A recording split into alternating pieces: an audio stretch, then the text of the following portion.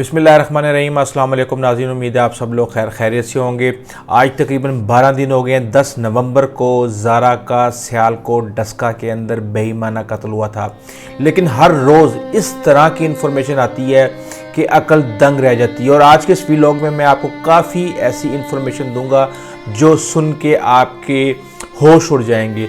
सबसे पहली खबर वो ये कि सुगरा बीबी को ये बात पता थी कि अगर वो ज़ारा को का सांस रोक के उसको दम घोट के उसको मारेगी तो उसका खून कम बहेगा। और इसके बाद फिर मैंने इसकी रिसर्च भी की और मैंने देखा कि कितने मिनट, यानी कि 2 से 3 मिनट लगते हैं कि अगर किसी इंसान के सांस और ऑक्सीजन अगर आप रोक दी जाए तो उसका ब्रेन जो है वो तकरीबन ब्लड सप्लाई उसको रुक जाती है और जिसकी वजह से वो एक तरह से मफलूज हो जाता है और वो तकरीबन उसकी जान निकल जाती है। और फिर इन्वेस्टिगेशन ऑफिसर ने बताया कि कोई भी शख्स अगर इस तरीके से दम घुटने की वजह से और सांस रुकने की वजह से मर जाए तो उसकी बॉडी से उतना खून नहीं निकलता जितना कि किसी को ज़िबा करके या दीगर तरीके से निकलता हो। तो ये चीज़ देख के मैं हैरान रह गया कि इतनी कैलकुलेशन। दूसरी चीज़ कि जब वो पैकेट बनाए गए, वो 5 पैकेट बनाए गए, उनमें से जो 2 पैकेट एक जगह पे फेंके गए और बकाया जो 2 से 3 पैकेट हैं, कोई ये कह रहा है कि तकरीबन 4.5 किलोमीटर दूर फेंके गए और कोई ये कह रहा है, यानी पुलिस के मुताबिक वो तकरीबन 13 किलोमीटर दूर फेंके गए, जबकि जो रिश्तेदार हैं, जो ताया हैं ज़ारा के, वो ये कहते हैं कि तकरीबन 4.5 किलोमीटर दूर जाके हमें अगले 2 पैकेट मिले।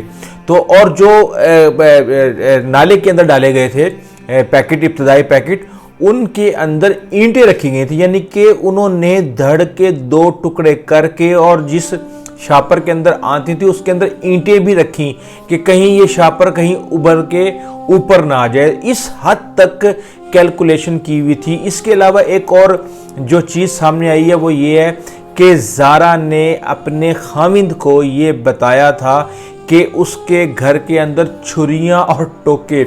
मैं हैरान हूँ कि वो छुरियां और टोके जिससे उसने ज़िबा होना था वो उनको वो पहले ही देख चुकी थी। मैं ये सोच रहा था कि बकरा ईद के ऊपर तो हम बकरों से भी छुपाते हैं इस तरह की चीज़ें कि छुरी उनके सामने न लेके जाएं और वो डर जाएगा और वो इस तरीके से। तो आप अल्लाह की करनी देखें कि वो खुद ये टोके और छुरियां घर के अंदर देख चुकी थी, क्योंकि आप घर तो आप देख चुके हैं, छोटा सा घर है और वहाँ अगर कोई शख्स 24 घंटे रहता है तो उसके लिए उसकी नज़रों से ये चीज़ें ओझल होना कोई मुश्किल काम नहीं है। अब उसके अंदर उसका पहले सांस रोका गया, फिर उसके अंदर उसको ईंटें रखी गई, फिर शॉपर जो हैं वो 2 शॉपर या 3 शॉपर एक जगह पे, और वो जो 2 शॉपर नहीं मिल रहे थे जिसमें बाजू थे और सर था, और जो जिस शॉपर के अंदर सर था उसके अंदर ज़ारा के 2 मोबाइल फ़ोन भी थे, वो 4 से 13 किलोमीटर आगे जाके फेंके गए। तो यानी आप ये सोच लें कि ये कब से ये सारे हिसाब किताब की कैलकुलेशन कर रहे थे, लेकिन इनको ये नहीं पता था कि एक कैमरा जो इनकी सारी मूवमेंट को कवर कर रहा है वो इनके ऊपर नज़र लगाए रखा है। इसी तरीके से अल्लाह ताला अक्ल के ऊपर पर्दे डालता है। इंसान अपनी बड़ी बड़ी प्लानिंग करता है, लेकिन जब चीज़ें सामने आनी होती हैं तो इसी तरह अल्लाह ताला सबके पोल खोल देता है। एक और जो खौफनाक चीज़ सामने आई वो ये कि पहले छुरी से उसकी स्किन को काटा गया, उसके बाद उसको पकाया गया, फिर उसकी खोपड़ी को तोड़ा गया। ये सारी की सारी इंफॉर्मेशन जो है ये इन्वेस्टिगेशन के जो पुलिस के एहलकार हैं और जो पुलिस के लोग हैं जिनके पास सारी रिपोर्ट्स आ रही हैं और जिन्होंने सारा फॉरेंसिक की रिपोर्ट्स देखी हैं, वो ये बता रहे हैं कि उसकी खोपड़ी को भी 4 जगह से ब्रेक किया गया था। और उसके बाद कुछ लोग ये कह रहे हैं कि जब शबीर शाम के वक़्त, यानी अगर सुबह 6:30 बजे के करीब या 7 बजे ज़ारा का कत्ल हुआ है तो शाम को 5-6 बजे शबीर पहुंच गया था और उस वक़्त ज़ारा के कुछ जिस्म के हिस्से और 2 शॉपर जो हैं वो घर में लटके हुए थे, लेकिन इसकी अभी तक किसी ने तस्दीक नहीं की और ना ही किसी ने बताया। ये अभी तक सारी की सारी हवा में ये बातें हैं। अच्छा, उसके बाद शबीर जब घर गया था तो उसने मेरी बात हुई थी शबीर साहब से और ये दूसरे दिन ही बात हो गई थी और उन्होंने मुझे सारी तफसील बताई थी कि किस तरीके से उन्होंने उसके मिन्नत तरले किए, किस तरीके से सुगरा बीबी और जो नंद हैं यास्मीन वो उन्होंने लड़ाई की, और वो सारी की सारी बातें उस वक्त मैं अपने इससे पहले जो व्लॉग्स में 4 से 5 व्लॉग्स इसके ऊपर कर चुका हूँ उसमें ये सारी तफसील मैं पहले दे चुका हूँ। एक और चीज़ जो इंतहाई तकलीफ दे सामने आई है, अभी तक गांव के लोग देखें, जो दिल आवेज थी वो सुगरा बीबी की बेटी थी। सुगरा बीबी की 6 बेटियां और एक बेटा कदीर था। कदीर जो कि खामिन था ज़ारा का। एक बेटी जो है वो कुछ साल पहले, कोई कह रहे हैं कि जी 3 साल पहले, कोई कह रहे हैं कि 4 साल पहले, इस तरीके से कह रहे हैं। और कदीर उस वक़्त सऊदी अरब से बाहर था और कहा यह जा रहा है कि उसको सेब के अंदर जहर मिला के दिया गया था और इंजेक्शन लगा के और उसका कत्ल किया गया था और उसकी किसी ने पैरवी नहीं की। लेकिन उसको जिस दिन दफनाया गया था उसी दिन पूरे गांव के अंदर ये बात मशहूर हो गई थी कि सुगरा बीबी ने अपनी बेटी को खुद मारा है। लेकिन ये बातें शबीर जो है वो जो कि वालिद हैं ज़ारा के, वो कहते हैं कि हमें इस बात का पता था, लेकिन ज़ारा मुझसे ये कहती थी कि अब्बा जी आप ये बात इस तरह ना करें, आप खामोश रहें और हमें इससे क्या लेना देना। और कदीर जो है इस चीज़ के बारे में बुरा मनाता है, क्योंकि जब ये वाक़या उसकी बहन के बारे में जब ये वाक़या पेश आया था तो कदीर उस वक़्त सऊदी अरब था। और ये एक नेचुरल सी बात है कि कोई भी बेटा अपनी माँ के बारे में आखिरी हद तक कभी भी यकीन नहीं कर सकता कि उसकी माँ कोई गलत काम कर सकती है। और ये बदनसीब कदीर को ये सब कुछ देखना पड़ा। अगर उस वक़्त, लोग ये कह रहे हैं कि अगर उस वक़्त एक्शन हो जाता और अगर उस वक़्त शबीर जो है वो खामोश ना रहता और अगर वो किसी के मरने पे खड़ा हो जाता तो आज उसकी अपनी बेटी बच जाती और कदीर की बीवी बच जाती। लेकिन वो देखें कि कदीर की बहन इससे पहले मर चुकी। मुझे तो कदीर के ऊपर रोना आता है कि यार ये किस तरह का शख्स है कि इसका बाप 4-4.5 साल पहले मर गया, इसकी बहन मर गई, इसकी बीवी मर गई और अब इसकी जो माँ और बहनें और भतीजा जो है वो जेल में, इसकी बीवी के ही इतने खौफनाक मर्डर के इल्ज़ाम में जेल के अंदर है। और एक ऐसा कत्ल जो कि पूरी दुनिया के अंदर डिस्कस हो रहा है कि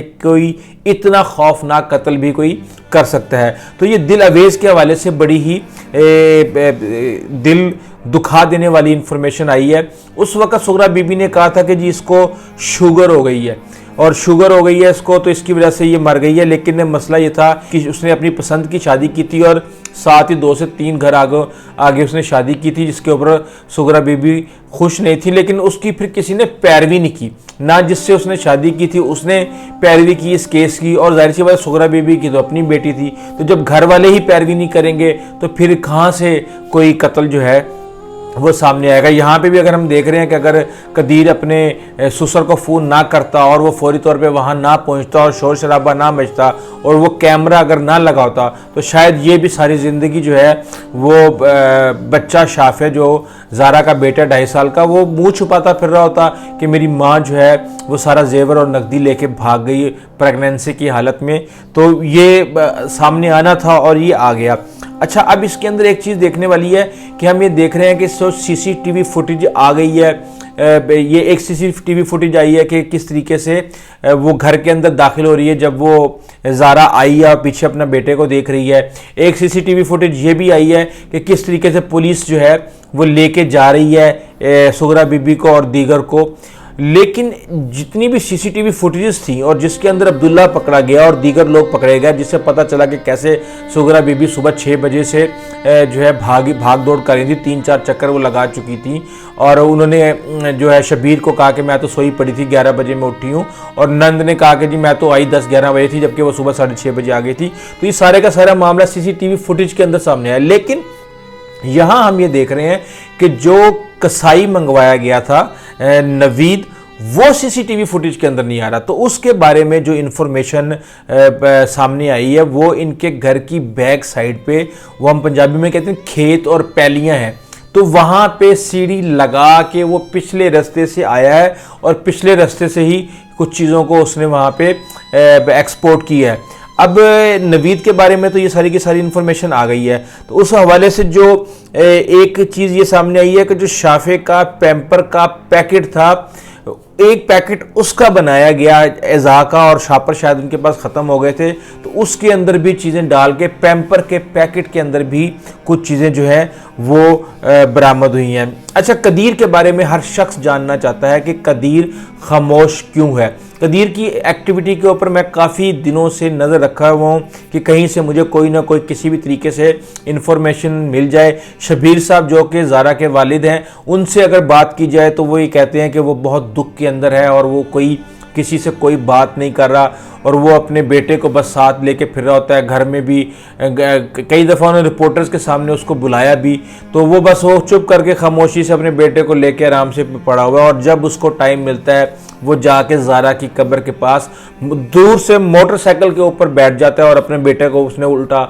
अपने पास तस्वीरें भी सामने आई हैं उसकी इस हवाले से, तो वो उसी तरीके से अभी तक उसने कोई एक अल्फाज किसी के बारे में नहीं कहा।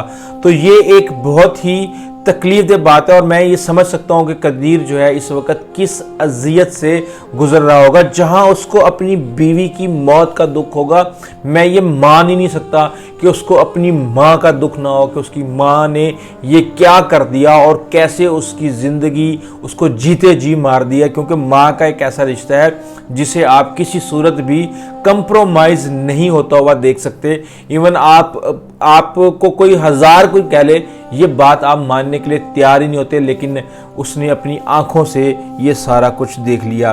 तो अब इस वक्त ये सब सूरत हाल है। अभी तक जेल के अंदर कोई उनको मिलने गया है या नहीं मिलने गया, इस तरह की कोई इन्फॉर्मेशन नहीं आई। और ये जो कहा जा रहा है कि सुगरा बीबी और एक और ख़ातून है, उनका इंटरव्यू आ रहा है नंद का, वो पुराना इंटरव्यू है। और वॉइस ऑफ सियालकोट के अंदर एक जर्नलिस्ट हैं, उन्होंने उस इंटरव्यू को, एक साल पुराने इंटरव्यू को इस रेफरेंस के साथ उन्होंने चलाया, जिसके अंदर वो खातून कह रही है कि हाँ जी मैं गला कटिया, मैं छुरी फेरी तो फिर मैं वो बच्चा कटिया, तो वो इस तरह की सारी बातें कर रही है। तो कुछ लोग उसके व्यूज़ के लिए उसको भी उन्होंने जो है सुगरा बीबी का इंटरव्यू बना दिया, जबकि वो वाज़िया तौर पे अब तो सुगरा बीबी की तस्वीर भी सामने आ चुकी है और लेटेस्ट तस्वीर सामने आ चुकी है जो कि पुलिस ने खुद खींची हुई है।